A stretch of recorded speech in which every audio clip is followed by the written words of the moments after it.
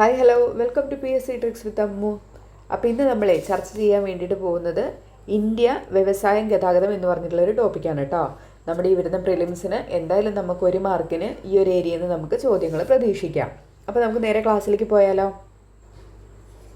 ഇന്ത്യയിലെ ഏറ്റവും വലിയ ധാതു അധിഷ്ഠിത വ്യവസായമാണ് ഇരുമ്പുരുക്ക് വ്യവസായം. അപ്പോൾ ഇന്ത്യയിലെ ഏറ്റവും വലിയ ധാതു അധിഷ്ഠിത വ്യവസായം ഏതാണ്? ഇരുമ്പുരുക്ക് വ്യവസായമാണ്. ധാതു അധിഷ്ഠിത വ്യവസായമാണ് കേട്ടോ ചോദിച്ചത്. അതേതാണ്? ഇരുമ്പുരുക്ക് വ്യവസായം. ഇന്ത്യയിൽ കാണപ്പെടുന്ന 4 തരം ഇരുമ്പയിര് നിക്ഷേപങ്ങൾ ഏതൊക്കെയാണ്? മാഗ്നറ്റൈറ്റ്, ഹെമറ്റൈറ്റ്, ലിമോണൈറ്റ്, അതുപോലെ തന്നെ സീഡറൈറ്റ്. ഇങ്ങനെയുള്ള 4 തരം ഇരുമ്പയിര് നിക്ഷേപങ്ങളാണ് ഇന്ത്യയിൽ കാണപ്പെടുന്നത്. ഒഡീഷ, ജാർഖണ്ഡ്, കർണാടക, ഗോവ, തമിഴ്നാട് എന്നിവയാണ് ഇന്ത്യയിലെ പ്രധാന ഇരുമ്പയിര് ഖനന മേഖലകൾ എന്ന് പറയുന്നത്. ഏതൊക്കെയാണ്? ഒഡീഷ, ജാർഖണ്ഡ്, കർണാടക, ഗോവ, തമിഴ്നാട് എന്നീ സംസ്ഥാനങ്ങളാണ് ഇന്ത്യയിലെ പ്രധാന ഇരുമ്പയിര് ഖനന മേഖലകൾ എന്ന് പറയുന്നത്. നമുക്ക് സ്ഥിരമായിട്ട് വരുന്നതാണ് ഓരോ ഇരുമ്പയിര് ഖനന മേഖലകൾ തന്നിട്ട് അത് ഏത് സംസ്ഥാനത്താണെന്ന് സ്ഥിരമായിട്ട് ചോദിക്കാറുള്ളതാണ്. ഇത് SCRTയിലുള്ളതാണ്. ഇത്രയും നമ്മൾ പഠിച്ചിരിക്കണം കേട്ടോ. സുന്ദർഗഡ്, മയൂർഭഞ്ച്, ചാറ് ഇതെവിടെയാണ്? ഒഡീഷയിലാണ് കേട്ടോ. സുന്ദർഗഡ്, മയൂർഭഞ്ച്, ചാറ് എന്നിവ എവിടെയാണ്? ഒഡീഷയിലാണ് സ്ഥിതി ചെയ്യുന്നത്. സിംഗ്ബം ദുർഗ് എവിടെയാണ്? ജാർഖണ്ഡിലാണ്. സിംഗ്ബം ദുർഗ് എവിടെയാണ്? ജാർഖണ്ഡിലാണ്. ബെല്ലാരി, ചിക്കമംഗളൂരു, ശിവമോഗ, ചിത്രദുർഗ എവിടെയാണ്? കർണാടകത്തിലെ ഇരുമ്പയിര് ഖനന മേഖലയാണ്. ബെല്ലാരി, ചിക്കമംഗളൂരു, ശിവമോഗ, ചിത്രദുർഗ. തമിഴ്നാട്ടിലാണെങ്കിൽ സേലത്തും നീലഗിരിയിലുമാണ് ഇരുമ്പയിര് ഖനന മേഖലകൾ കാണപ്പെടുന്നത് കേട്ടോ. അപ്പോൾ ഇത് ഇത്രയും ഇമ്പോർട്ടൻ്റ് ആണ് കേട്ടോ. SCRTയിൽ കൊടുത്തിട്ട് സ്ഥിരമായിട്ട് ചോദിക്കുന്നതാണ്. സുന്ദർഗഡും മയൂർഭഞ്ചൊക്കെ സ്ഥിരമായിട്ട് ചോദിക്കുന്നതാണ് കേട്ടോ. സിഗ്മൻ ചോദിക്കാറുണ്ട്. ഇതൊക്കെ സ്ഥിരമായിട്ട് ചോദിച്ചു വരുന്നതാണ് കേട്ടോ. അപ്പോൾ എവിടേക്കാണ് ഇരുമ്പയിര് ഖനന മേഖലകൾ, അത് ഏത് സംസ്ഥാനത്താണ് സ്ഥിതി ചെയ്യുന്നതെന്ന് പഠിച്ചിരിക്കണേ. ഇന്ത്യയിലെ ഏറ്റവും വലിയ സ്വകാര്യ മേഖലയിലെ ഇരുമ്പുരുക്ക് വ്യവസായശാല ഏതാണ്? ടിസ്കോ ആണ് അല്ലേ. ടാറ്റ ഇരുമ്പുരുക്ക് കമ്പനിയാണ്. Tata iron and steel company. ഇന്ത്യയിലെ ഏറ്റവും വലിയ സ്വകാര്യ മേഖലയിലെ ഇരുമ്പുരുക്ക് വ്യവസായശാല ഏതാണ്? Tata iron and steel company അല്ലേ. എവിടെയാണത്? ജാർഖണ്ഡിലെ ജംഷഡ്പൂരിലാണ് സ്ഥിതി ചെയ്യുന്നത്. ടിസ്കോ എവിടെയാണുള്ളത്?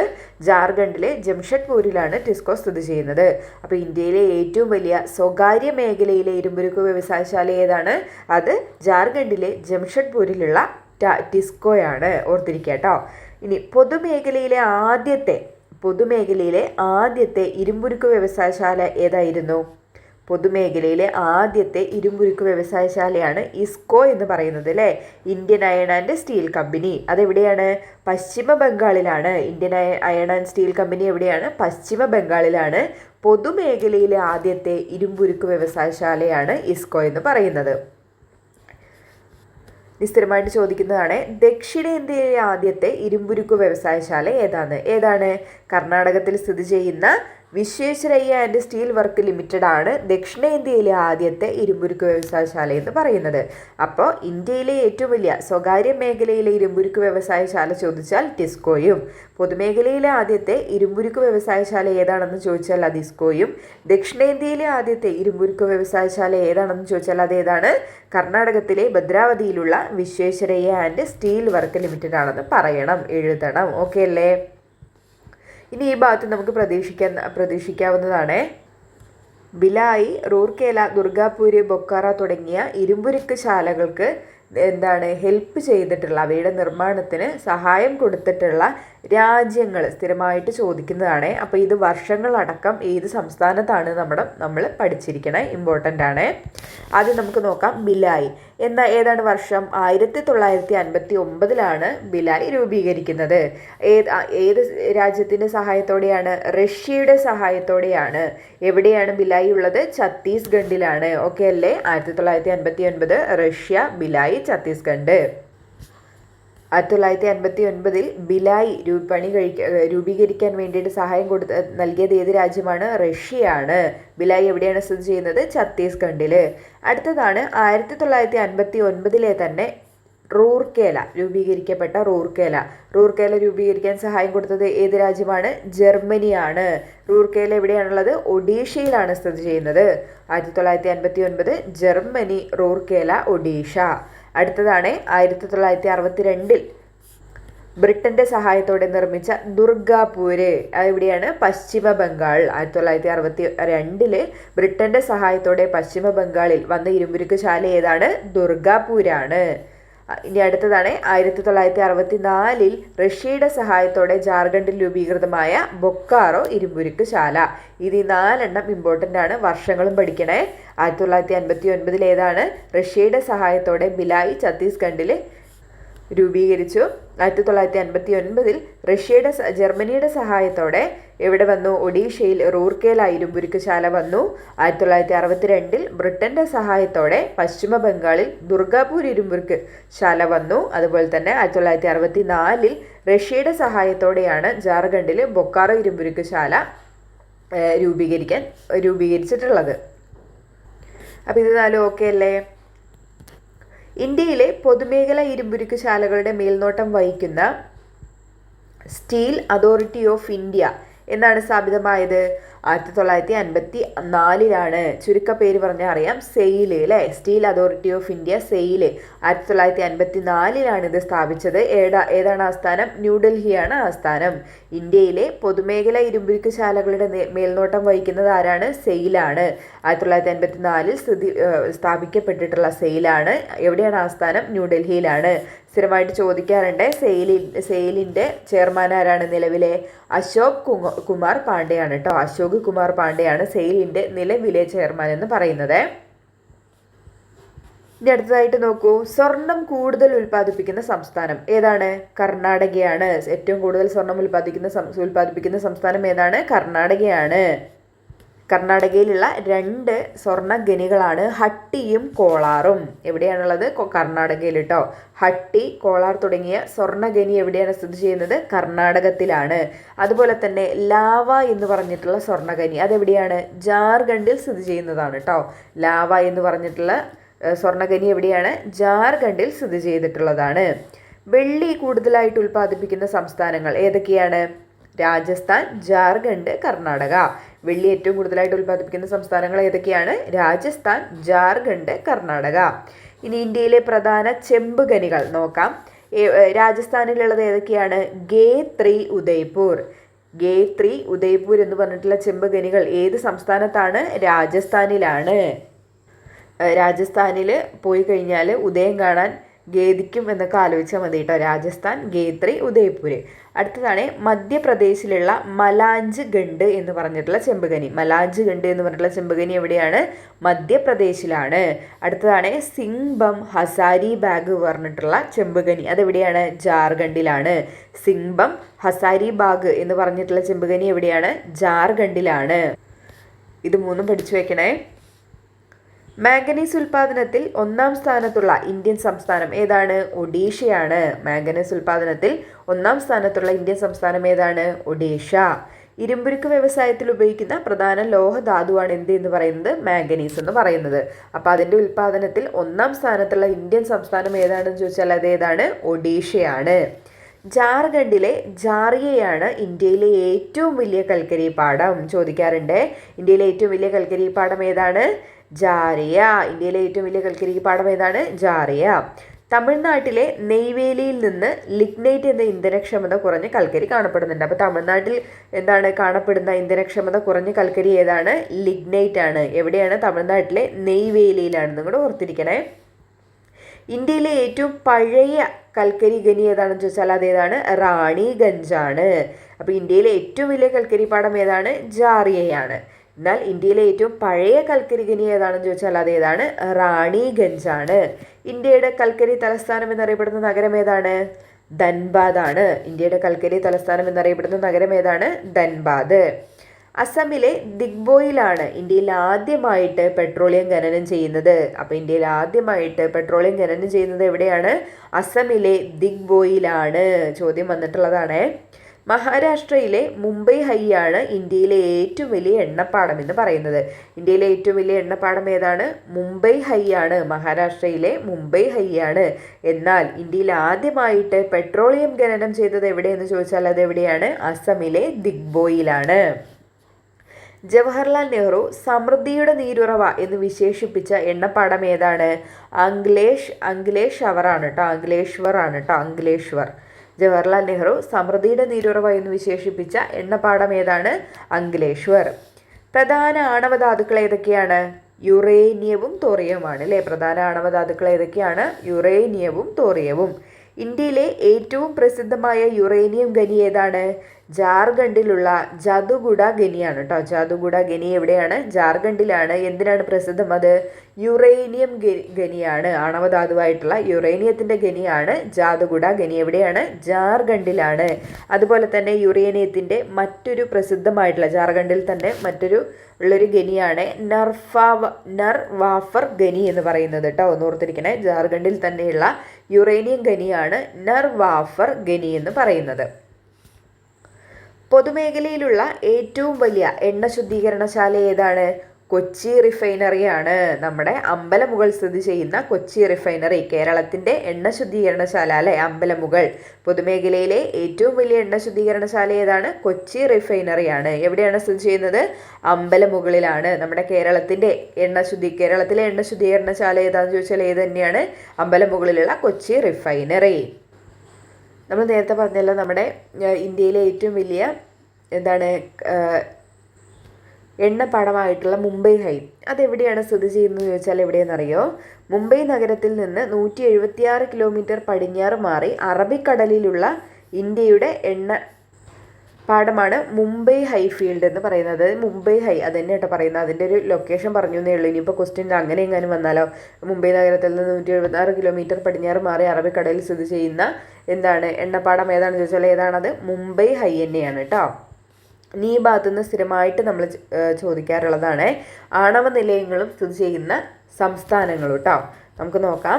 താരാപൂര് എവിടെയാണ്? മഹാരാഷ്ട്രയിലാണ് സ്ഥിതി ചെയ്യുന്നത്. താരാപൂര് എവിടെയാണ്? മഹാരാഷ്ട്രയിലാണ് സ്ഥിതി ചെയ്യുന്നത്. റാവത്ത് ഭട്ട എവിടെയാണ്? രാജസ്ഥാനിലാണ്. താരാപൂര് മഹാരാഷ്ട്രയിലാണ്. റാവത്ത് ഭട്ട എവിടെയാണ്? രാജസ്ഥാനിലാണ്. കൽപ്പാക്കം അറിയാം, തമിഴ്നാടാണ്. കൂടംകുളവും കിട്ടും, തമിഴ്നാടാണ്. കൽപ്പാക്കം തമിഴ്നാട്, കൂടംകുളം തമിഴ്നാട്. കൈഗ എവിടെയാണ്? കർണാടക. കാക്രപ്പാറ ഗുജറാത്ത്. ഇത് രണ്ടും ഒപ്പം പഠിച്ചു പോകാൻ ചെയ്യട്ടോ. കൈഗ കർണാടക, കാക്രപ്പാറ ഗുജറാത്ത്. കാക്ക വെച്ചിട്ടുള്ളത് കേട്ടോ. പക്ഷേ കാക്ക വെച്ചിട്ടുള്ളതിൽ കൈ വെച്ചിട്ടുള്ളത് കായും കാ വെച്ചിട്ടുള്ളത് ഗൂവാണെന്ന് ആലോചിച്ചാൽ മതി. കൈഗ കർണാടക, കാക്രപ്പാറ ഗുജറാത്ത്. അടുത്തതാണ് നറോറ ഉത്തർപ്രദേശ്. നറോറ ഉത്തർപ്രദേശ്. താരാപൂര് മഹാരാഷ്ട്ര, റാവത്ത് ഭട്ട രാജസ്ഥാൻ, കൽപ്പാക്കം തമിഴ്നാട്, കൂടംകുളം തമിഴ്നാട്, കൈഗ കർണാടക, കാക്രപ്പാറ ഗുജറാത്ത്, നറോറ ഉത്തർപ്രദേശ്. അപ്പം ഇത്രയും ആണവ നിലയങ്ങളും സംസ്ഥാനങ്ങളും പഠിച്ചിരിക്കണേ. ഇന്ത്യയിലെ ആദ്യത്തെ സിമന്റ് നിർമ്മാണശാല ആരംഭിച്ചത് എവിടെയാണ്? 1904 ചെന്നൈയിലാണ്. ഇന്ത്യയിലെ ആദ്യത്തെ സിമന്റ് നിർമ്മാണശാല ആരംഭിക്കുന്നത് എവിടെയാണ്? ചെന്നൈയിലാണ്, 1904. ഇന്ത്യയിലെ ഏറ്റവും പ്രധാനപ്പെട്ട വജ്രഖനി ഏതാണ്? പന്നയാണ് കേട്ടോ. മധ്യപ്രദേശിലെ പന്നയാണ് ഇന്ത്യയിലെ ഏറ്റവും പ്രധാനപ്പെട്ട വജ്രഖനി എന്ന് പറയുന്നത്. നമ്മുടെ SCERT പുനഃസ്ഥാപിക്കാൻ കഴിയുന്നത്, പുനഃസ്ഥാപിക്കാൻ കഴിയാത്തത് എന്ന് പറഞ്ഞിട്ടുള്ള ഒരു ബോക്സ് ഉണ്ട്, ഒരു ടോപ്പിക് ഉണ്ട്. നമുക്ക് അതും കൂടെ ഒന്ന് നോക്കാം കേട്ടോ. പുനഃസ്ഥാപിക്കാൻ കഴിയുന്ന വിഭവങ്ങൾ. ഉപയോഗാനന്തരം തീർന്നു പോകാത്തതും വീണ്ടും ഉപയോഗയോഗ്യവുമായ വിഭവങ്ങളാണ് പുനഃസ്ഥാപിക്കാൻ കഴിയുന്ന വിഭവങ്ങൾ എന്ന് പറയുന്നത്. നമ്മളെന്താണ് ഉപയോഗിച്ചുകൊണ്ടിരിക്കുമ്പോൾ തീർന്നു പോകാത്തതും വീണ്ടും നമുക്കത് ഉപയോഗിക്കാവുന്നതുമായ വിഭവങ്ങളാണ് പുനഃസ്ഥാപിക്കാൻ കഴിയുന്നത് വിഭവങ്ങൾ എന്ന് പറയുന്നത്. പ്രകൃതിയിൽ തുടർച്ചയായി ഉൽപ്പാദിപ്പിക്കപ്പെടുന്നതും മനുഷ്യന് എപ്പോഴും സുലഭമായി ലഭിക്കുന്നതുമായ വിഭവങ്ങളാണിവ. ഏതൊക്കെയാണ്? സൂര്യപ്രകാശം, കാറ്റ്, തിരമാല എന്നിവ എന്താണ്? പുനഃസ്ഥാപിക്കാൻ കഴിയുന്ന വിഭവങ്ങളാണ്. ഇനി അടുത്തതാണ് പുനഃസ്ഥാപിക്കാൻ കഴിയാത്ത വിഭവങ്ങൾ എന്ന് പറയുന്നത്. ദശലക്ഷക്കണക്കിന് വർഷങ്ങൾ കൊണ്ട് രൂപപ്പെട്ടതും ഉപയോഗത്തിനനുസരിച്ചിട്ട് അളവ് കുറയുന്നതുമായ വിഭവങ്ങളാണിവ. പുനഃസ്ഥാപിക്കാൻ കഴിയാത്ത വിഭവങ്ങൾ ഏതൊക്കെയാണ്? ഇരുമ്പ്, സ്വർണം, കൽക്കരി, പെട്രോളിയം തുടങ്ങിയവ എന്തിനുദാഹരണമാണ്? പുനഃസ്ഥാപിക്കാൻ കഴിയാത്ത വിഭവങ്ങൾക്ക് ഉദാഹരണമാണ്. സമ്പൂർണ്ണമായി സൗരോർജ്ജം ഉപയോഗിച്ച് പ്രവർത്തിക്കുന്ന ലോകത്തിലെ ആദ്യത്തെ വിമാനത്താവളം ഏതാണ്? കൊച്ചി അന്താരാഷ്ട്ര വിമാനത്താവളം അല്ലെങ്കിൽ സിയാലാണ് അല്ലേ. സമ്പൂർണ്ണമായി സൗരോർജ്ജം ഉപയോഗിച്ച് പ്രവർത്തിക്കുന്ന ലോകത്തിലെ ആദ്യത്തെ വിമാനത്താവളമാണ് കൊച്ചി അന്താരാഷ്ട്ര വിമാനത്താവളം. പൊതുമേഖല സ്വകാര്യ മേഖല പങ്കാളിത്തത്തോടെ തുടങ്ങിയ ഇന്ത്യയിലെ ആദ്യത്തെ വിമാനത്താവളം കൂടിയാണ് എന്ത് എന്ന് പറയുന്നത്? കൊച്ചി അന്താരാഷ്ട്ര വിമാനത്താവളം എന്ന് പറയുന്നത്. മഹാരാഷ്ട്രയിലെ മുംബൈ തീരത്ത് നിന്നും 160 കിലോമീറ്റർ അകലെ അറബിക്കടലിൽ സ്ഥിതി ചെയ്യുന്ന വലിയ എണ്ണപ്പാടമാണ് മുംബൈ ഹൈ എന്ന് പറയുന്നത്. നമ്മൾ നേരത്തെ 160, 176 മറ്റോ ആണ് എന്താ പറഞ്ഞത് അല്ലേ. നമ്മുടെ SCERTയിൽ അങ്ങനെയാണ് കിടക്കുന്നത്. പക്ഷേ നമ്മുടെ സൈറ്റിൽ നോക്കിക്കഴിഞ്ഞാൽ ഞാൻ എടുത്ത ആ ഒരു ദൂരമാണ് കേട്ടോ നമുക്ക് കാണാൻ കഴിയുന്നത്. SCERTയിലെ പഠിച്ചാൽ മതി കേട്ടോ. 160 കിലോമീറ്റർ അകലെ മഹാരാഷ്ട്രയിലെ മുംബൈ തീരത്ത് നിന്നും 160 കിലോമീറ്റർ അകലെ അറബിക്കടലിൽ സ്ഥിതി ചെയ്യുന്ന വലിയ എണ്ണപ്പാടമാണ് എന്ത് എന്ന് പറയുന്നത്, മുംബൈ ഹൈ എന്ന് പറയുന്നത്. ഇന്ത്യയിലെ ഏറ്റവും വലിയ കടൽ തീര എണ്ണ ഖനന കേന്ദ്രങ്ങളിൽ ഒന്നാണ്. അപ്പോൾ ഇന്ത്യയിലെ ഏറ്റവും വലിയ എണ്ണ ഖനനം ഏതാണ്, മുംബൈ ഹൈ ആണ്. 1974 കണ്ടെത്തിയ ഈ എണ്ണപ്പാടത്തിൻ്റെ മേൽനോട്ടം വഹിക്കുന്നത് ആരാണ്, ONGC ആണ്. Oil and natural gas corporation ആണ് ഈ എണ്ണപ്പാടത്തിൻ്റെ മേൽനോട്ടം വഹിക്കുന്നത്. ഓക്കെ അല്ലേ, നമ്മൾ ആ SCERT ഒന്ന് കവർ ചെയ്തേ ഉള്ളൂ കേട്ടോ. പ്രകൃതിയിൽ നിന്ന് നമ്മളിപ്പോൾ പുനഃസ്ഥാപിക്കാൻ കഴിയാത്തതെന്ന് ചോദിച്ചില്ലേ, പക്ഷെ അതിന് വേറൊരു വേർഡിലാണ് നമ്മുടെ PSC ചോദിച്ചുകൊണ്ടിരിക്കുന്നത്. എങ്ങനെയാണ്, പാരമ്പര്യ ഊർജ്ജ സ്രോതസ്സുകളും പാരമ്പര്യേതര ഊർജ്ജ സ്രോതസ്സുകളും. അപ്പോൾ നമുക്കത് നോക്കാം. പ്രകൃതിയിൽ നിന്ന് നിരന്തരമായി ലഭിച്ചുകൊണ്ടിരിക്കുന്നതും എത്ര ഉപയോഗിച്ചാലും തീർന്നു പോകാത്തതുമായ ഊർജ്ജ രൂപങ്ങളെ എന്ത് പറയുന്നു, പാരമ്പര്യേതര ഊർജ്ജ സ്രോതസ്സുകൾ എന്ന് പറയുന്നു. അവ എന്താണ്, ഹരിതോർജ്ജം എന്ന പേരിലും അറിയപ്പെടുന്നുണ്ട്. ഏതൊക്കെയാണത്, സൗരോർജ്ജം, കാറ്റിൽ നിന്നുള്ള ഊർജ്ജം, സമുദ്രോർജ്ജം, ബയോമാസ് ഊർജ്ജം, ഭൗമതാപ ഊർജ്ജം. ഇത്രയും പഠിച്ചിരിക്കണം കേട്ടോ. ഈ പാരമ്പര്യേതര ഊർജ്ജ സ്രോതസ്സിന് ഉദാഹരണം ഏതൊക്കെയാണ്, സൗരോർജ്ജം, കാറ്റിൽ നിന്നുള്ള ഊർജ്ജം, സമുദ്രോർജ്ജം, ബയോമാസ് ഊർജ്ജം, അതുപോലെ തന്നെ ഭൗമതാപ ഊർജ്ജം എന്ന് പറയുന്നത്. ഈ സമുദ്രോർജ്ജം എന്ന് പറയുമ്പോൾ അതെങ്ങനെയൊക്കെ യൂസ്ഫുൾ ആവും, നമ്മുടെ വേലിയേറ്റം, അതുപോലെ തന്നെ വേലിയിറക്കം, തിരമാലകൾ, ഇതിന്നൊക്കെ എന്തുന്നുണ്ട്, ഊർജ്ജം വൈദ്യുതി ഉൽപ്പാദിപ്പിക്കുന്നുണ്ട് അല്ലേ, അതാണ് അവിടെ പറയുന്നത്. പിന്നെ ഭൗമതാപോർജ്ജം നമുക്കറിയാം, നമ്മുടെ മണികരൺ ഭൗമതാപോർജ്ജ പ്ലാന്റ് ഇതിനൊരു ഉദാഹരണമാണ് അല്ലേ. ഭൂമിക്ക് അടിയിൽ നിന്ന് വരുന്ന ചൂട് നീരുറവ, നമ്മളിപ്പോൾ കഴിഞ്ഞതിൻ്റെ ഒരു SCERT ക്ലാസ്സിൽ ഇട്ടപ്പോൾ നമ്മളത് SCERTയിൽ നിന്ന് അങ്ങനെ തന്നെ എടുത്തിട്ട് നമ്മൾ പറഞ്ഞിട്ടുണ്ടായിരുന്നു. ജോഗ്രഫി ക്ലാസ് കംപ്ലീറ്റ് ചെയ്തപ്പോൾ നമ്മൾ അതിൽ ഉൾപ്പെടുത്തിയിട്ടുണ്ടായിരുന്നു. ആ ക്ലാസ് കണ്ടവർക്കറിയാം. ഇനി അപ്പോൾ പാരമ്പര്യേതര ഊർജ്ജം ഓക്കെ അല്ലേ. ഇനി അടുത്തതാണ്, കാലങ്ങളായി നമ്മൾ വൻതോതിൽ ഉപയോഗിച്ചു വരുന്നതും പ്രകൃതിയിൽ പരിമിതമായ അളവിൽ മാത്രമുള്ളതുമായ ഊർജ്ജ സ്രോതസ്സുകൾ ഏതാണ്, പാരമ്പര്യ ഊർജ്ജ സ്രോതസ്സുകൾ എന്ന് പറയുന്നു. അവ ഉൾപ്പെടുന്നത് ഏത് പേരിൽ അറിയപ്പെടുന്നു, ബ്രൗൺ എനർജിയാണവ. ബ്രൗൺ എനർജി എന്ന പേരിലാണ് അറിയപ്പെടുന്നത്. ഇവ ഒരിക്കൽ ഉപയോഗിച്ച് തീർന്നാൽ വീണ്ടും ഉണ്ടാക്കിയെടുക്കാൻ എന്ത് വേണം, ദശലക്ഷക്കണക്കിന് വർഷങ്ങൾ വേണ്ടിവരും. ഏതൊക്കെയാണ്, ഫോസിൽ ഇന്ധനങ്ങൾ, ആണവോർജ്ജം, ജലവൈദ്യുതി. ഫോസിൽ ഇന്ധനങ്ങൾ, ആണവോർജ്ജം, ജലവൈദ്യുതി എന്നിവ എന്തിനുദാഹരണമാണ്, നമ്മുടെ പാരമ്പര്യ ഊർജ്ജ സ്രോതസ്സുകൾക്ക് ഉദാഹരണമാണ്. ഈ ജലവൈദ്യുതി എന്ന് പറയുന്നത് പാരമ്പര്യ ഊർജ്ജ സ്രോതസ്സിൽ വരുന്നതാണ് കേട്ടോ. അപ്പം നമുക്കത് ഹരിത എനർജി എന്നൊക്കെ പറയുമ്പോൾ അത് പാരമ്പര്യേതരത്തിലേക്ക് വരുന്നതല്ലേ എന്ന് വിചാരിക്കും. പക്ഷേ പറയുന്നത് അത് പാരമ്പര്യ ഊർജ്ജ സ്രോതസ്സുകളിലാണ് കേട്ടോ പെടുന്നത്. എനിക്ക് സംശയം തോന്നിയിട്ട് ഞാനതാക്കി ചെക്ക് ചെയ്തിട്ടുണ്ടായിരുന്നു. പക്ഷേ അത് ഇതിൽ തന്നെയാണ് വരുന്നത്, പാരമ്പര്യ ഊർജ്ജ സ്രോതസ്സുകളിൽ തന്നെയാണ് ജലവൈദ്യുതി കിടക്കുന്നത് കേട്ടോ. ഇനി ഫോസിൽ ഇന്ധനങ്ങൾ എന്ന് പറയുമ്പോൾ ഏതൊക്കെയാണ് പെടുക, നമുക്കറിയാം കൽക്കരി അല്ലേ. കൽക്കരി ഏറ്റവും കൂടുതൽ നമ്മുടെ ലോകത്തിലെ ഏറ്റവും കൂടുതൽ വൈദ്യുതി ഉൽപ്പാദിപ്പിക്കാൻ ഉപയോഗിക്കുന്നത് എന്താണ്, കൽക്കരിയാണ് കേട്ടോ. ഈ ലോകത്തിൽ തന്നെ ഏറ്റവും കൂടുതൽ വൈദ്യുതി ഉൽപ്പാദിപ്പിക്കാൻ ഉപയോഗിക്കുന്നത് എന്താണ് കൽക്കരിയാണ്. പിന്നെ ഏതൊക്കെയാണ്, പെട്രോളിയം, പിന്നെ ഏതൊക്കെയാണ്, പ്രകൃതിവാതകം. ഇതെല്ലാം എന്താണ്, ഫോസിൽ ഇന്ധനങ്ങളിൽ ഉൾപ്പെടുന്നതാണ്. അല്ലെങ്കിൽ പ്രകൃതിവാതകത്തിൽ എന്തൊക്കെ പെടും, നമ്മുടെ CNGയും പിന്നെന്താണ് LPG ഒക്കെ പെടും കേട്ടോ. ഇന്ത്യയിൽ ആദ്യമായി വൈദ്യുതി ഉൽപാദന വിതരണം നടത്തിയത് ഏത് വൈദ്യുതി നിലയമാണ്, സിദ്രാപോങ്ങും വൈദ്യുതി നിലയമാണ് കേട്ടോ. വെസ്റ്റ് ബംഗാളിലെ സിദ്രാപോങ്ങും വൈദ്യുതി നിലയമാണ് 1897 ഇന്ത്യയിൽ ആദ്യമായിട്ട് വൈദ്യുതി ഉൽപാദന വിതരണം നടത്തുന്നത്. ഇന്ത്യയിലെ ഏറ്റവും വലിയ പവർ സ്റ്റേഷൻ ഏതാണ്, ബൊക്കോറോ പവർ സ്റ്റേഷനാണ് കേട്ടോ. ഇന്ത്യയിലെ ഏറ്റവും വലിയ പവർ സ്റ്റേഷൻ ഏതാണ്, ബൊക്കോറോ പവർ സ്റ്റേഷനാണ്. ഇന്ത്യയിലെ ഏറ്റവും വലിയ വിവിധോദ്ദേശ നദീതട പദ്ധതി ഏതാണ്, അത് ബക്രാനങ്കലാണ്. ഇന്ത്യയിലെ ഏറ്റവും വലിയ വിവിധോദ്ദേശ നദീതട പദ്ധതിയാണ് ബക്രാനങ്കൽ എന്ന് പറയുന്നത്.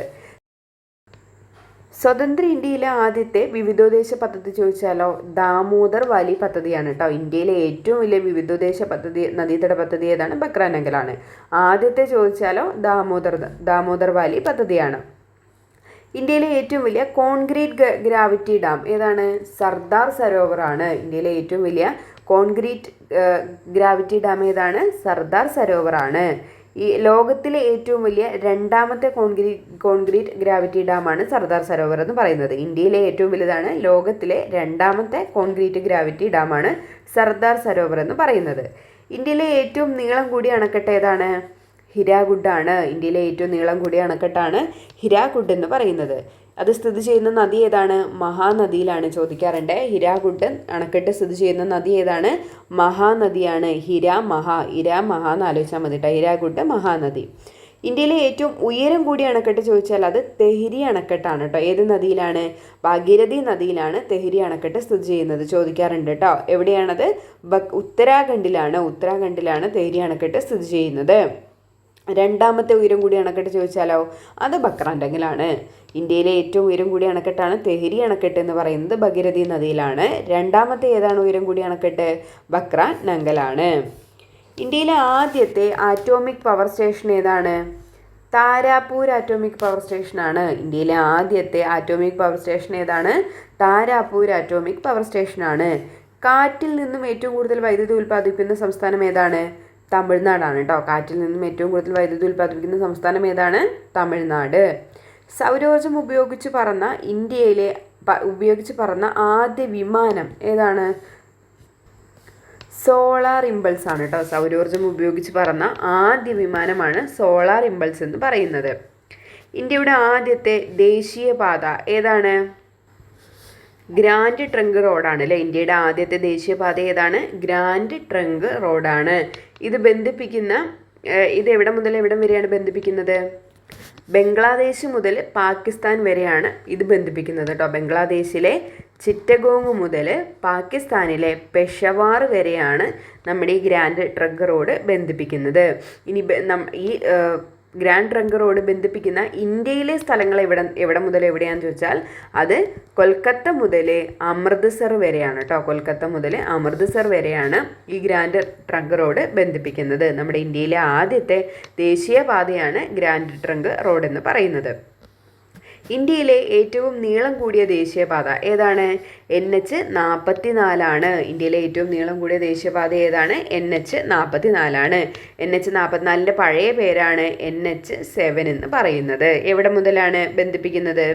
ശ്രീനഗർ ടു കന്യാകുമാരി അല്ലേ. ശ്രീനഗർ ടു കന്യാകുമാരിയാണ് ഈ NH-44 ബന്ധിപ്പിക്കുന്നത്. ഓക്കെ അല്ലേ. അതുകൊണ്ടാണ് ഇന്ത്യയിലെ ഏറ്റവും നീളം കൂടിയ ദേശീയപാതയായത് അല്ലേ.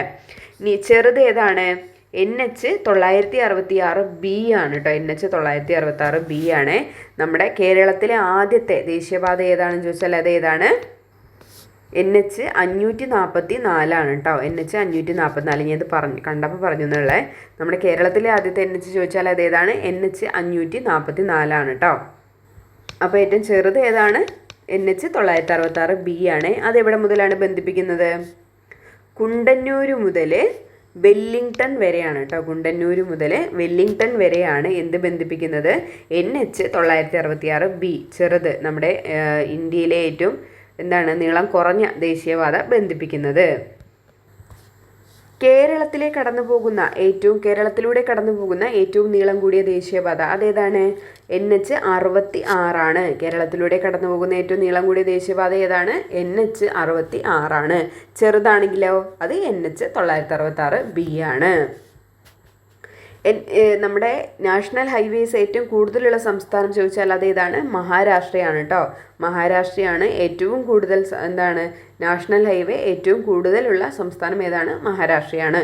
കുറവ് എവിടെയാണ്? ത്രിപുരയാണ് കേട്ടോ. പുതിയ കണക്കനുസരിച്ചിട്ട് ത്രിപുരയിലാണ് ഏറ്റവും കുറവ് നാഷണൽ ഹൈവേസ് ഉള്ളത് കേട്ടോ. ആദ്യം മുന്നേ മേഘാലയയിലായിരുന്നു ഏറ്റവും കുറവുണ്ടായിരുന്നത്. ഇപ്പോൾ ത്രിപുരയിലാണ്. അത് കഴിഞ്ഞിട്ട് പിന്നെ സിക്കിമാണ് നിൽക്കുന്നത്. 4 നിൽക്കുന്നത് കേട്ടോ. 4 നാഷണൽ ഹൈവേയുടെ രണ്ടാമത് നിൽക്കുന്നത് നമ്മുടെ സിക്കിമാണ്.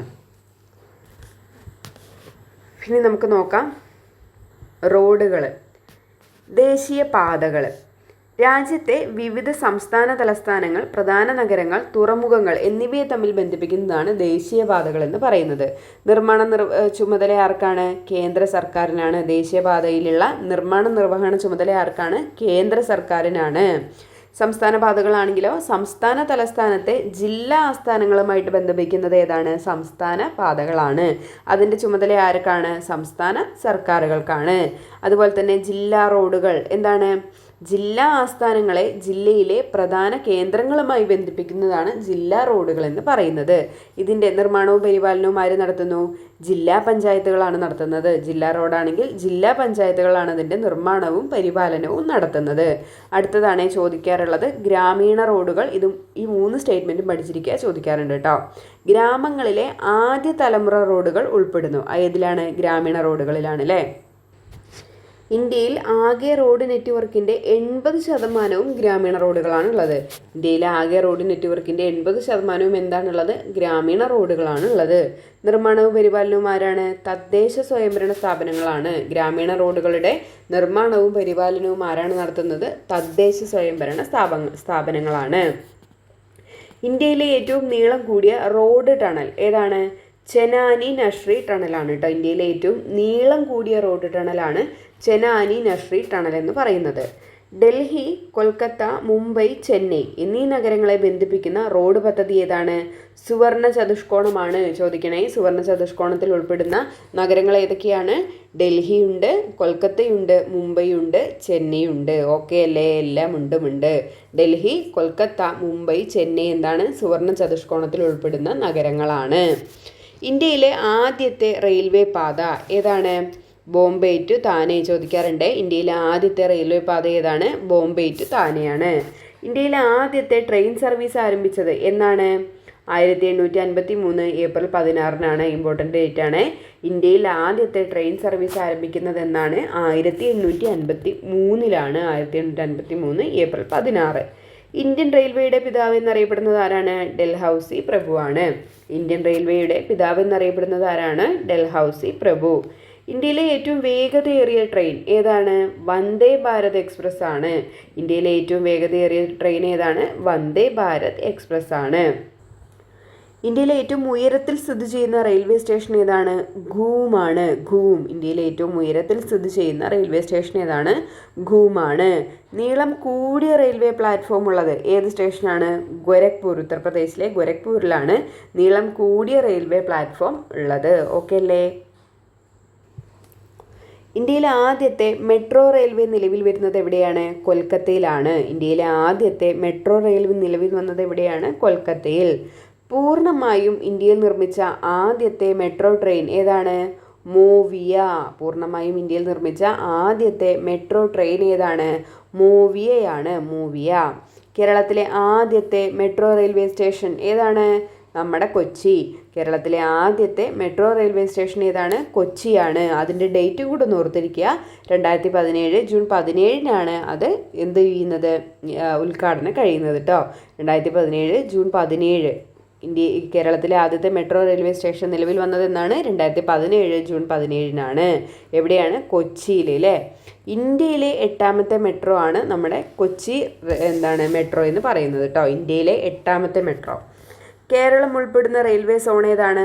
സതേൺ ആണ് കേട്ടോ. സതേൺ ആണ് കേരളം ഉൾപ്പെടുന്ന റെയിൽവേ സോൺ എന്ന് പറയുന്നത്.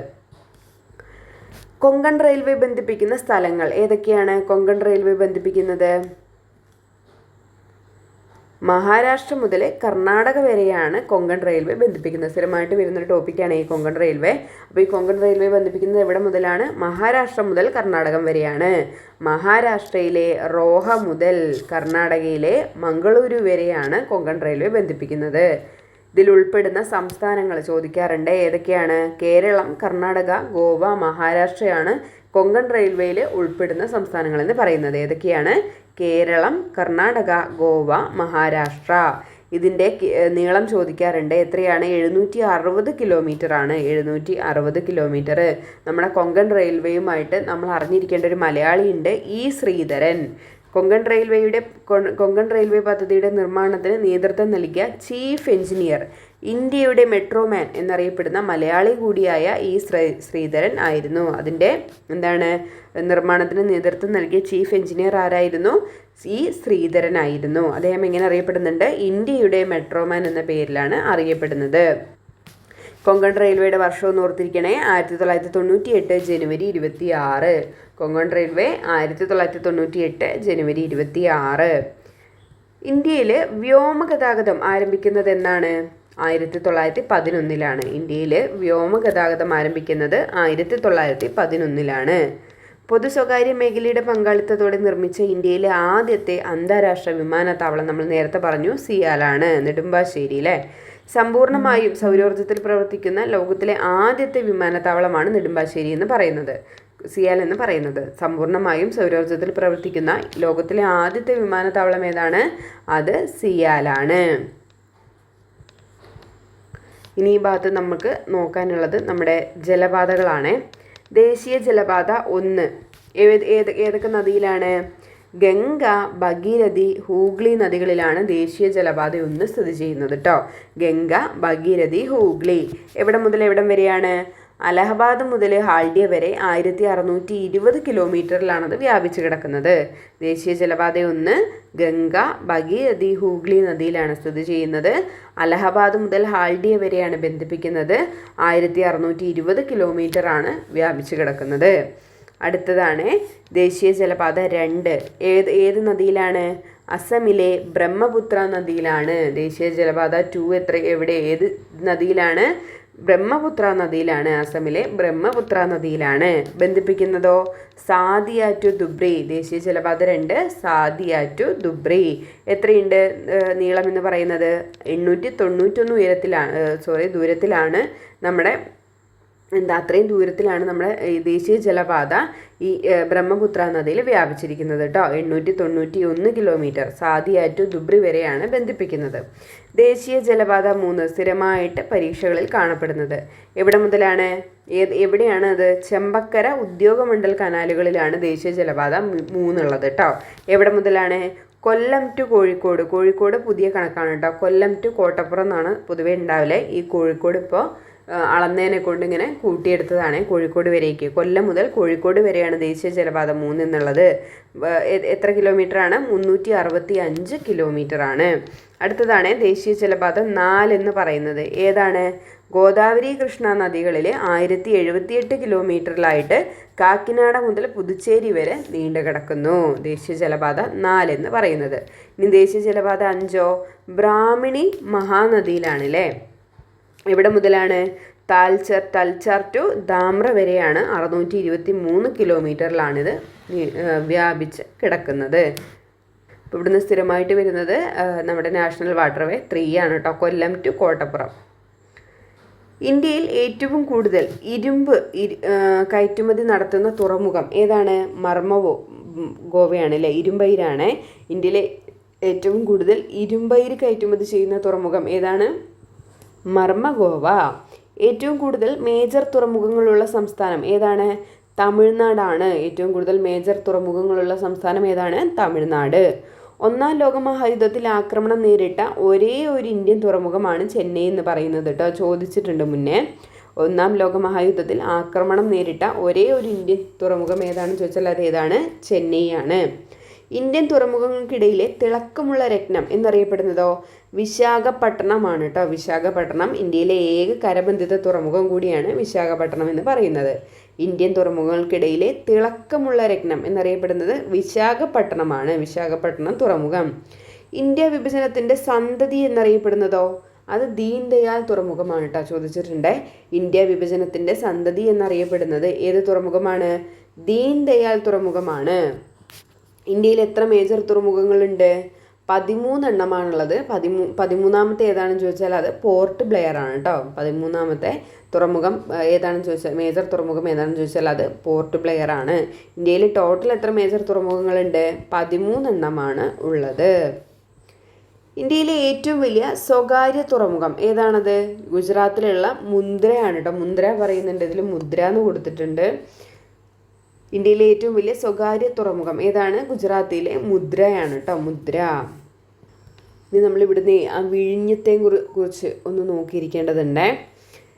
അതിൻ്റെ ഉദ്ഘാടനം എന്നാണ് കഴിഞ്ഞത്? 2015 ഡിസംബർ 5-നാണ് കേട്ടോ. വിഴിഞ്ഞം നിർമ്മാണ ഉദ്ഘാടനം എന്നാണ് കഴിഞ്ഞത്? 2015 ഡിസംബർ 5-ആണ്. എത്ര മീറ്ററിലാണതുള്ളത്? 20 മുതൽ 24 മീറ്റർ വരെ ആഴത്തിലാണ് വിഴിഞ്ഞം ഉള്ളത് കേട്ടോ. ആദ്യ കപ്പലെത്തിയത് എന്നാണ്? 2023 ഒക്ടോബർ 12-നാണ്. ചൈനയിൽ നിന്നുള്ള ഷെൻഹുവ 15 എന്ന ക്രെയിൻ വഹിച്ചുകൊണ്ടുള്ള ഒരു കപ്പലായിരുന്നു വിഴിഞ്ഞം തീരത്തിനടുത്ത് അടുത്തിട്ടുണ്ടായിരുന്നത്. ആദ്യ കപ്പലെത്തിയത് എന്നാണ്? 2023 ഒക്ടോബർ 12-നാണ്. ചൈനയിൽ നിന്നുള്ള ഷെൻഹുവ 15 എന്ന ക്രെയിൻ വഹിച്ചുകൊണ്ടുള്ള ഒരു കപ്പലാണ് വിഴിഞ്ഞം തീരത്ത് അടുത്തത്. ഇന്ത്യയിലെ ആദ്യത്തെ സെമി ഓട്ടോമേറ്റഡ് കണ്ടെയ്നർ പോർട്ട് കൂടിയാണ് വിഴിഞ്ഞം എന്ന് പറയുന്നത് കേട്ടോ. ഇമ്പോർട്ടൻറ്റ് സ്റ്റേറ്റ്മെൻ്റ് ആണ്. ഇന്ത്യയിലെ ആദ്യത്തെ സെമി ഓട്ടോമേറ്റഡ് കണ്ടെയ്നർ പോർട്ട് കൂടിയാണ് എന്ന് പറയുന്നത്? വിഴിഞ്ഞം എന്ന് പറയുന്നത്. ഇനി ഒന്നാം ഘട്ട ട്രയൽ എന്നാണ് നടന്നത്? അത് 2024 ജൂലൈ 11-നാണ് കേട്ടോ. നമ്മുടെ മുഖ്യമന്ത്രി ശ്രീ പിണറായി വിജയനാണ് ഔദ്യോഗികമായിട്ട് അത് ഫ്ലാഗ് ഓഫ് ചെയ്തത്. 2024 ജൂലൈ 11-നാണ് ഒന്നാം ഘട്ട ട്രയൽ റണ്ണ് ഫ്ലാഗ് ഓഫ് ചെയ്യുന്നത്. സാൻ ഫെർണാണ്ടോ എന്ന ഭീമൻ കണ്ടെയ്നർ കപ്പലിലാണ് ട്രയൽ റണ്ണിൻ്റെ ഭാഗമായി ആദ്യമെത്തിയത്. കപ്പലാണ് ട്രയൽ റണ്ണിൻ്റെ ഭാഗമായിട്ട് ആദ്യമെത്തിയത്. സാൻ ഫെർണാണ്ടോ എന്ന ഭീമൻ കണ്ടെയ്നർ കപ്പലാണ് ഈ ട്രയൽ റണ്ണിൻ്റെ ഭാഗമായിട്ട് ആദ്യം എത്തിയിട്ട് ഉണ്ടായിരുന്നത്. ഇന്ത്യയുടെ ഭാവി നിർണ്ണയിക്കപ്പെടുന്നത് ഇന്ത്യയുടെ ക്ലാസ് മുറികളിലാണ് എന്ന് അഭിപ്രായപ്പെട്ടത് ആരാണ്? DS കോത്താരിയാണ് കേട്ടോ. ഡോക്ടർ DS കോത്താരിയാണ് ഇന്ത്യയുടെ ഭാവി നിർണ്ണയിക്കപ്പെടുന്നത് ഇന്ത്യയുടെ ക്ലാസ് മുറികളിലാണെന്ന് പറഞ്ഞത്. ദേശീയ വിദ്യാഭ്യാസ ദിനം എന്നാണ്? നവംബർ 11-ആണ്. നമ്മുടെ ഇന്ത്യയിലെ ആദ്യത്തെ വിദ്യാഭ്യാസ മന്ത്രിയായിട്ടുണ്ടായിരുന്ന മൗലാന അബ്ദുൽ കലാം ആസാദിൻ്റെ ജന്മദിനമാണ് നവംബർ 11 എന്ന് പറയുന്നത് അല്ലേ. ആ ദിവസമാണ് നമ്മൾ ദേശീയ വിദ്യാഭ്യാസ ദിനമായിട്ട് ആചരിക്കുന്നത്. ഇനി നമുക്ക് ആ 3 കമ്മീഷൻ, രാധാകൃഷ്ണ കമ്മീഷൻ, മുതലിയാർ, അതുപോലെ തന്നെ ലക്ഷ്മണസ്വാമി കമ്മീഷൻ, ഇത് 3 നമുക്ക് കോത്താരി കമ്മീഷൻ, ഇത് 3 നമുക്ക് വേഗം നോക്കിയിട്ട് പോകാം കേട്ടോ. ഈ ഫാക്റ്റുകളെല്ലാം പഠിക്കണേ. വർഷം ആദ്യം നോക്കാം. എന്നാണ്? 1948-ലാണ്. ഡോക്ടർ രാധാകൃഷ്ണ കമ്മീഷൻ 1948-ലാണ് നിയോഗിക്കപ്പെടുന്നത്. എന്തായിരുന്നു ലക്ഷ്യം എന്ന് പറയുന്നത്? സർവകലാശാല വിദ്യാഭ്യാസത്തെക്കുറിച്ചുള്ള പഠനമായിരുന്നു. അപ്പോൾ സർവകലാശാല വിദ്യാഭ്യാസത്തെക്കുറിച്ച് പഠനം ലക്ഷ്യം വെച്ചിട്ടുണ്ടായിരുന്ന കമ്മീഷൻ ഏതാണെന്ന് ചോദിച്ചാൽ അതേതാണ്? രാധാകൃഷ്ണൻ കമ്മീഷനാണ്. തൊഴിലധിഷ്ഠിത വിദ്യാഭ്യാസ സ്ഥാപനങ്ങൾ തുടങ്ങുക, പിന്നെന്താണ്? സ്ത്രീ വിദ്യാഭ്യാസത്തിന് പ്രാധാന്യം നൽകുക, യൂണിവേഴ്സിറ്റി ഗ്രാൻഡ് കമ്മീഷൻ രൂപീകരിക്കുക മുതലായവയാണ് നമ്മുടെ ആദ്യത്തെ വിദ്യാഭ്യാസ കമ്മീഷനായിട്ടുള്ള രാധാകൃഷ്ണ കമ്മീഷൻ്റെ നിർദ്ദേശങ്ങളെന്ന് പറയുന്നത്. തൊഴിലധിഷ്ഠിത വിദ്യാഭ്യാസ സ്ഥാപനങ്ങൾ, പിന്നെന്താണ്? സ്ത്രീ വിദ്യാഭ്യാസത്തിന് കമ്മീഷൻ നൽകണം, യൂണിവേഴ്സിറ്റി ഗ്രാൻഡ് കമ്മീഷൻ രൂപീകരിക്കണം. ഇനി അടുത്തതാണ് ഡോക്ടർ ലക്ഷ്മണസ്വാമി മുതലിയാർ കമ്മീഷൻ. വർഷം ഓർത്തിരിക്കുക, 1952-ആണ്. ലക്ഷ്യം എന്തായിരുന്നു? സെക്കൻഡറി വിദ്യാഭ്യാസ മേഖലയിലെക്കുറിച്ചുള്ള പഠനമായിരുന്നു, അല്ലെങ്കിൽ ത്രിഭാഷാ പദ്ധതി നടപ്പിലാക്കണം. സെക്കൻഡറി വിദ്യാഭ്യാസ മേഖലയെക്കുറിച്ചുള്ള പഠനം ആയിരുന്നു നമ്മുടെ 1952-ലെ ലക്ഷ്മണസ്വാമി മുതലിയാറിൻ്റെ വിദ്യാഭ്യാസ കമ്മീഷൻ മുന്നോട്ട് വെച്ചതെന്ന് നമുക്ക് പറയാം. എന്തൊക്കെയായിരുന്നു അവരുടെ നിർദ്ദേശങ്ങൾ എന്ന് പറയുന്നത്? ത്രിഭാഷാ പദ്ധതി നടപ്പിലാക്കണം, സെക്കൻഡറി തലത്തിൽ വിദ്യാഭ്യാസ കമ്മീഷനുകൾ രൂപീകരിക്കണം, വിവിധോദ്ദേശ സ്കൂളുകൾ സ്ഥാപിക്കണം, അധ്യാപക പരിശീലന സമിതി രൂപീകരിക്കണം. ഇത് ഇത്രയും ആരുടെ ലക്ഷ്യങ്ങളാണ്, ആരുടെ നിർദ്ദേശങ്ങളായിരുന്നു? 1952-ലെ ലക്ഷ്മണസ്വാമി മുതലിയാർ കമ്മീഷൻ്റെ നിർദ്ദേശങ്ങളായിരുന്നു. അടുത്തത് നോക്കാം. 1964-ലുണ്ടായ ഡോക്ടർ DS കോത്താരി കമ്മീഷൻ. എന്തായിരുന്നു ലക്ഷ്യം? വിദ്യാഭ്യാസത്തിൻ്റെ ദേശീയ മാതൃകയെപ്പറ്റിയുള്ള നിർദ്ദേശമായിരുന്നു ലക്ഷ്യമെന്ന് പറയുന്നത്. 10+2+3 മാതൃകയിൽ വിദ്യാഭ്യാസം നടപ്പിലാക്കണം. ഏത് രീതിയിലാണ്? 10+2+3. സെക്കൻഡറി തലത്തിൽ തൊഴിലധിഷ്ഠിത വിദ്യാഭ്യാസം നടപ്പിലാക്കണം, മൂല്യവിദ്യാഭ്യാസത്തിന് ഊന്നൽ നൽകണം. ഇത്രയും എന്താണ്? VS കോത്താരി കമ്മീഷൻ്റെ പ്രത്യേകതകളാണ്. ഇത് 3 എഴുതി വെച്ചിട്ട് പഠിക്കുക കേട്ടോ. അറിയുന്നില്ല എന്നുണ്ടെങ്കിൽ. ഇനി നമ്മുടെ ദേശീയ വിദ്യാഭ്യാസ നയം 2020 ഭേദഗതി വരുത്തിയിട്ടുണ്ടായിരുന്നു. അതിന് ആ ഒരു ബില്ലിന് കേന്ദ്രമന്ത്രിസഭയുടെ അംഗീകാരം ലഭിച്ചത് എന്നാണ്? 2020 ജൂലൈ 29-നാണ് ദേശീയ വിദ്യാഭ്യാസ നയം 2020 എന്ത് ചെയ്യുന്നത് വീണ്ടും. അപ്പോൾ ദേശീയ വിദ്യാഭ്യാസ നയം 2020 കേന്ദ്രമന്ത്രിസഭയുടെ അംഗീകാരം ലഭിച്ചതെന്നാണ്? 2020 ജൂലൈ 29. ദേശീയ വിദ്യാഭ്യാസ നയം 2020 മുന്നോട്ട് വെച്ച പുതിയ സ്കൂൾ വിദ്യാഭ്യാസ മാതൃക ഏതായിരുന്നു? 5+3+3+4 5+3+3+4 ഇതാണ് നമ്മുടെ ദേശീയ വിദ്യാഭ്യാസ നയം 2020 മുന്നോട്ട് വെച്ച പുതിയ വിദ്യാഭ്യാസ മാതൃക എന്ന് പറയുന്നത് കേട്ടോ. നമ്മുടെ പാമ്പൻ പാലം ഇപ്പോൾ ഇത് ഓൾറെഡി ക്വസ്റ്റ്യൻ പേപ്പറിലൊക്കെ വന്നിട്ടുണ്ട്. പുതിയ പാമ്പൻ പാലത്തിൻ്റെ 10 വിവരങ്ങളാണ് നമ്മൾ നോക്കാൻ പോകുന്നത്. പദ്ധതി ആരംഭിച്ചതെന്നാണ് 2019 ഏത് തരം പാലമാണിത്? Vertical lift railway sea bridge, അതായത് നേരിട്ട് ഉയർത്താവുന്ന തരം പാലമാണ് പാമ്പൻ പാലം. പുതിയ പാമ്പൻ പാലം അങ്ങനെയാണ് പണിതിരിക്കുന്നത്. ദൈർഘ്യം ഏകദേശം 2.7 കിലോമീറ്റർ ആണ്. സാങ്കേതിക ഏതാണ്? ഓട്ടോമേറ്റഡ് ലിഫ്റ്റ് സംവിധാനമാണ്. അതായത് 63 മീറ്റർ ഭാഗം വരെ ഇതിൻ്റെ ഉയർത്താൻ വേണ്ടിയിട്ട് പറ്റും. വേഗത എത്രയാണ്? പരമാവധി 100 കിലോമീറ്റർ പെർ മണിക്കൂറാണ്. 100 km/മണിക്കൂറാണ് എന്തെന്ന് പറയുന്നത് ട്രെയിനിൻ്റെ വേഗത എന്ന് പറയുന്നത്. എന്തായിരുന്നു ഉദ്ദേശം? പഴയ പാലത്തിന് പകരം കൂടുതൽ സുരക്ഷയും ശേഷിയുമുള്ള പാലമായിരുന്നു ഇതുകൊണ്ട് അവർ ഉദ്ദേശിച്ചിട്ടുണ്ടായിരുന്നത്. ഭാവിയിലേക്ക് നോക്കുന്നത് ഇലക്ട്രിക് റെയിൽവേക്ക് അനുയോജ്യമായൊരു പാലം. അപ്പോൾ ഭദ്രതാ സംവിധാനങ്ങൾ എന്തൊക്കെയാണ്? വൈദ്യുതീകൃത നിയന്ത്രണം, അടിയന്തര ഇടപെടൽ സംവിധാനം, ഇത്രയുമാണ് ഭദ്രതാ സംവിധാനങ്ങളിൽ ഇതാക്കുന്നത് കേട്ടോ. ഇനി നിർമ്മാണം നടത്തിയതാരായിരുന്നു? റെയിൽ വികാസ് നിഗം ലിമിറ്റഡ് ആയിരുന്നു കേട്ടോ. റെയിൽ വികാസ് നിഗം ലിമിറ്റഡ് ആയിരുന്നു പുതിയ പാമ്പൻ പാലത്തിൻ്റെ പണി കഴിപ്പിച്ചിട്ടുണ്ടായിരുന്നത്.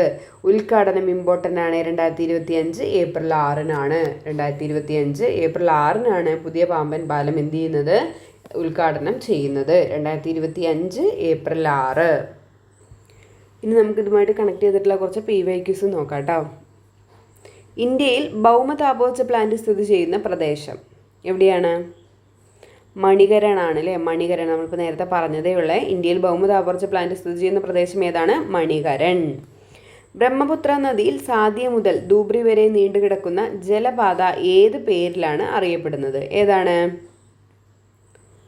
ഓപ്ഷൻ ബി NW2 ആണല്ലേ. നമ്മളിപ്പോൾ പറഞ്ഞേ ഉള്ളൂ സാദിയ മുതൽ ധൂബ്രി വരെ അല്ലേ? National waterway 2. താഴെ തന്നിട്ടുള്ളവയിൽ നിന്നും ശരിയായ പാരമ്പര്യേതര ഊർജ്ജ സ്രോതസ്സുകൾ കണ്ടെത്തുക.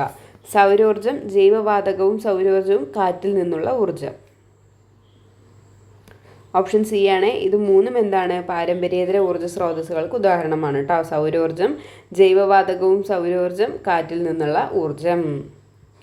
ഇന്ത്യയുമായി കര അതിർത്തി പങ്കുവയ്ക്കുന്ന അയൽ രാജ്യങ്ങൾ ഏതൊക്കെയാണെന്ന് കണ്ടെത്തുക. വേഗം കണ്ടെത്തിക്കേ.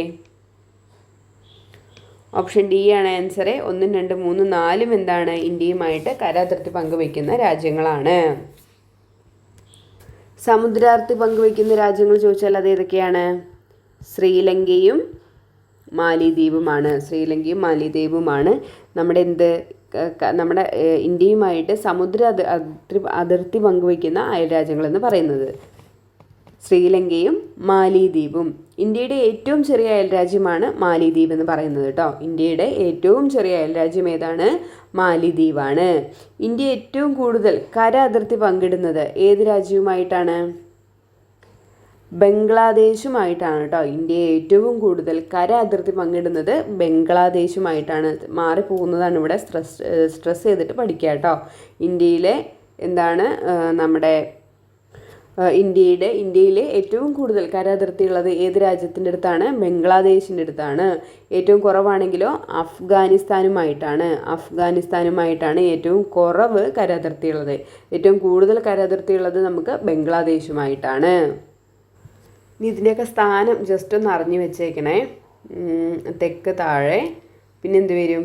വടക്ക് വരും, പിന്നെന്താണ്? കിഴക്ക്, ഇവിടെ പടിഞ്ഞാറ് വരും. അപ്പോൾ നമ്മുടെ ഇന്ത്യയുടെ വടക്ക് പടിഞ്ഞാറ് ഭാഗത്തായിട്ട് സ്ഥിതി ചെയ്യുന്ന നമ്മുടെ അയൽ രാജ്യങ്ങൾ ഏതൊക്കെയാണ്? വടക്ക് പടിഞ്ഞാറ് ഏതൊക്കെയാണ്? പാക്കും അഫ്ഗാനിസ്ഥാനും. പാകിസ്ഥാനും അഫ്ഗാനിസ്ഥാനുമാണ് ഇന്ത്യയുടെ വടക്ക് പടിഞ്ഞാറ് സ്ഥിതി ചെയ്യുന്ന അയൽ രാജ്യമെന്ന് പറയുന്നത്. ഇനി ഇന്ത്യയുടെ വടക്ക് സ്ഥിതി ചെയ്യുന്നത് ഏതൊക്കെയാണ്? അത് ചൈന, നേപ്പാൾ, ഭൂട്ടാൻ. ചൈന, നേപ്പാൾ, ഭൂട്ടാൻ എന്നിവയാണ് എന്ത് ചെയ്യുന്നത്? ഇന്ത്യയുടെ വടക്ക് ഭാഗത്ത് ഉള്ള അയൽരാജ്യം എന്ന് പറയുന്നത്. ഇനി തെക്ക് ഭാഗത്ത് സമുദ്രത്താൽ ചുറ്റപ്പെട്ട് കിടക്കുന്ന അയൽരാജ്യങ്ങൾ ഏതൊക്കെയാണ്? തെക്ക് താഴെയാണ്. ഏതൊക്കെയാണ്? ശ്രീലങ്കയും മാലിദ്വീപും. അങ്ങനെ ഇവിടെ നമ്മൾ എത്രണ്ണം പറഞ്ഞു? വടക്ക് പടിഞ്ഞാറ് നമ്മൾ 2 പറഞ്ഞു. പിന്നെ വടക്ക് ഭാഗമായിട്ട് നമ്മൾ എത്രണ്ണം പറഞ്ഞു? 3 പറഞ്ഞു. പിന്നെ കിഴക്ക് പറഞ്ഞില്ല അല്ലേ, അതാണ് സംഭവം ടാലി ആവാത്തത്. ഇവിടെയല്ലേ കിഴക്ക്. അപ്പോൾ കിഴക്ക് ഉള്ള നമ്മുടെ ഇന്ത്യയുടെ കിഴക്ക് ഭാഗത്തുള്ള അയൽരാജ്യം ഏതാണെന്ന് ചോദിച്ചാൽ അത് ഏതൊക്കെയാണ്? ബംഗ്ലാദേശും അതുപോലെ തന്നെ മ്യാൻമറുമാണ് കേട്ടോ. ബംഗ്ലാദേശും മ്യാൻമറുമാണ് നമ്മുടെ കിഴക്ക് ഭാഗത്തുള്ള അയൽരാജ്യം എന്ന് പറയുന്നത് കേട്ടോ. അപ്പോൾ ഓക്കെ അല്ലേ? നമുക്ക് ഇവിടെ നമ്മൾ വടക്ക് പടിഞ്ഞാറ് ഏതൊക്കെയാണ് പറഞ്ഞത്? പാകിസ്ഥാനും അഫ്ഗാനിസ്ഥാനും 2. പിന്നെ അതുപോലെ തന്നെ വടക്ക് എത്രണ്ണം പറഞ്ഞു? നമ്മൾ 3 പറഞ്ഞു അല്ലേ. വടക്ക് സ്ഥിതി ചെയ്യുന്നത് ഏതൊക്കെ അയൽരാജ്യമാണ്? ചൈന, നേപ്പാൾ, ഭൂട്ടാൻ. അതുപോലെ തന്നെ കിഴക്ക് സ്ഥിതി ചെയ്യുന്നത് നമ്മളിപ്പോൾ പറഞ്ഞ ഏതൊക്കെയാണ്? ബംഗ്ലാദേശും മ്യാൻമറും. കിഴക്ക് സ്ഥിതി ചെയ്യുന്നത് ബംഗ്ലാദേശും മ്യാൻമറും. ഇനി നമ്മൾ തെക്ക് താഴെ സമുദ്രത്താൽ ചുറ്റപ്പെട്ട് കിടക്കുന്ന അയൽരാജ്യങ്ങൾ ഏതൊക്കെയായിരുന്നു? ശ്രീലങ്കയും മാലിദ്വീപും. അപ്പോൾ അത്രയൊക്കെ അല്ലേ, സിമ്പിളായിട്ട് പഠിച്ചെടുത്തില്ലേ? മണികരൺ താപോർജ കേന്ദ്രം സ്ഥിതി ചെയ്യുന്ന ഇന്ത്യൻ സംസ്ഥാനം ഏതാണ്? ഹിമാചൽ പ്രദേശ്. ഇന്ത്യയിലെ ഏറ്റവും പഴക്കം ചെന്നതും വലിപ്പമുള്ളതുമായ സ്റ്റീൽ പ്ലാന്റ് ഏതാണ്? Option A Tata iron and steel കമ്പനിയാണ് അല്ലേ. ഇന്ത്യയിലെ ഏറ്റവും പഴക്കം ചെന്നത് എന്ന് പറയുമ്പോൾ തന്നെ ഏതാണ്? ടാറ്റ അയേൺ ആൻഡ് സ്റ്റീൽ കമ്പനിയാണ്. ഇന്ത്യയിലെ ഏറ്റവും ദൈർഘ്യമേറിയ ദേശീയപാത. ഇന്ത്യയിലെ ഏറ്റവും ദൈർഘ്യമേറിയ ദേശീയപാത ഏതാണ്? NH-44 അല്ലേ. ഇന്ത്യയിലെ ഏറ്റവും ദൈർഘ്യമേറിയതാണ് NH-44. മുംബൈയെയും മാംഗ്ലൂരിനെയും തമ്മിൽ ബന്ധിപ്പിച്ചുകൊണ്ട് പശ്ചിമ തീരത്തു കൂടി കടന്നു പോകുന്ന റെയിൽവേ ശൃംഖല ഏതാണ്? കൊങ്കൺ റെയിൽവേ ആണ് കേട്ടോ. മുംബൈയെയും മാംഗ്ലൂരിനെയും തമ്മിൽ ബന്ധിപ്പിച്ചുകൊണ്ട് പശ്ചിമ തീരത്തു കൂടെ കടന്നു പോകുന്ന പ്രധാന റെയിൽവേ ഏതാണ്? കൊങ്കൺ റെയിൽവേ ആണ്. ഇന്ത്യയിൽ ആദ്യമായി തിരമാലകളിൽ നിന്ന് ഊർജ്ജം ഉൽപ്പാദിപ്പിക്കുന്നതിനുള്ള പ്ലാന്റ് സ്ഥാപിക്കപ്പെട്ടത് എവിടെയാണ്? വിഴിഞ്ഞത്താണ് കേട്ടോ. ഇന്ത്യയിൽ ആദ്യമായിട്ട് തിരമാലകളിൽ നിന്ന് ഊർജ്ജം ഉൽപ്പാദിപ്പിക്കുന്നതിനുള്ള പ്ലാന്റ് സ്ഥാപിക്കപ്പെട്ടത് എവിടെയാണ്? വിഴിഞ്ഞത്താണ്.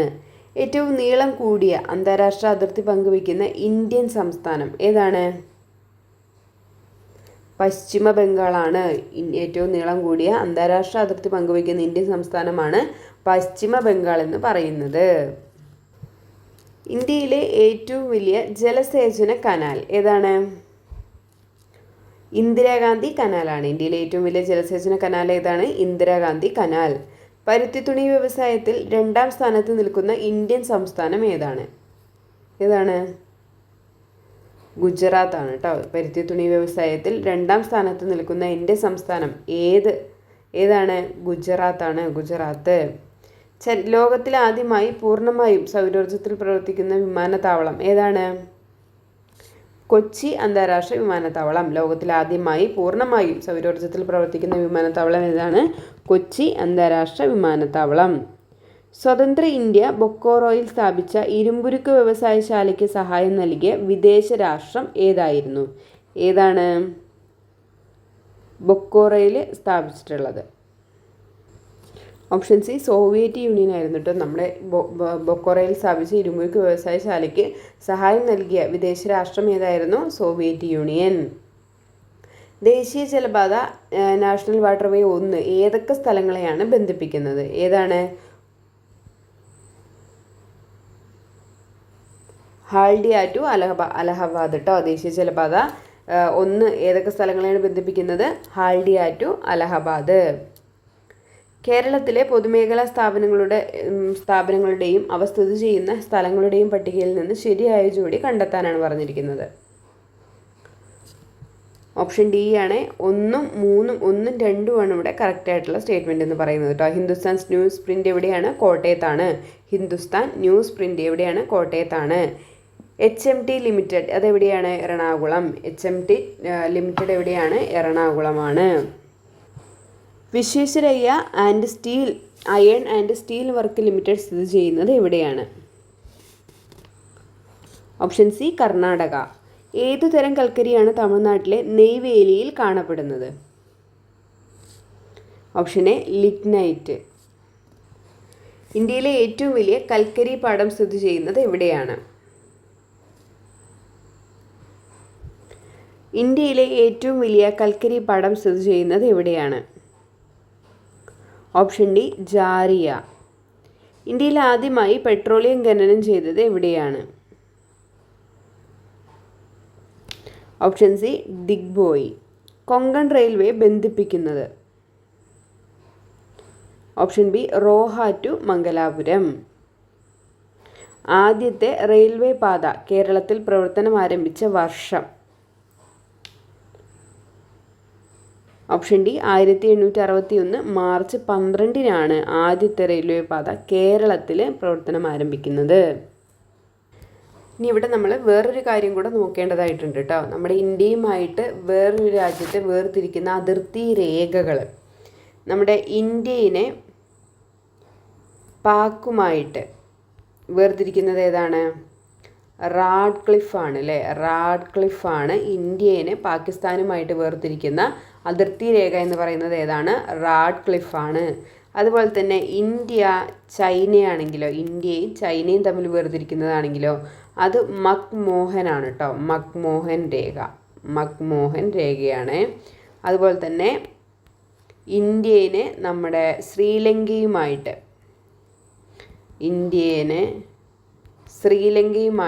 ഏതാണ്?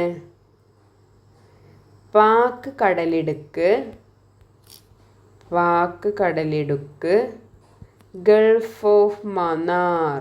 ഇത് ഒരു വട്ടം ഇങ്ങനെ ചോദിച്ചപ്പോൾ ആർക്കും കിട്ടിയില്ല. ഗൾഫ് ഓഫ് മന്നാർ, പാക് കടലിടുക്ക്, ഗൾഫ് ഓഫ് മന്നാറാണ് നമ്മുടെ ഇന്ത്യയെയും ശ്രീലങ്കയിലും തമ്മിൽ വേർതിരിക്കുന്ന അതിർത്തി രേഖ എന്ന് പറയുന്നത്.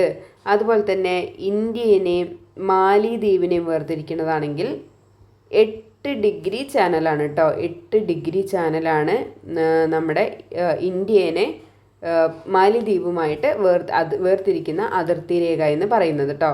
ഇനി അതുപോലെ തന്നെ പാക്കിനെ അഫ്ഗാനിസ്ഥാനുമായിട്ട് വേർതിരിക്കുന്നത് അതേതാണ്?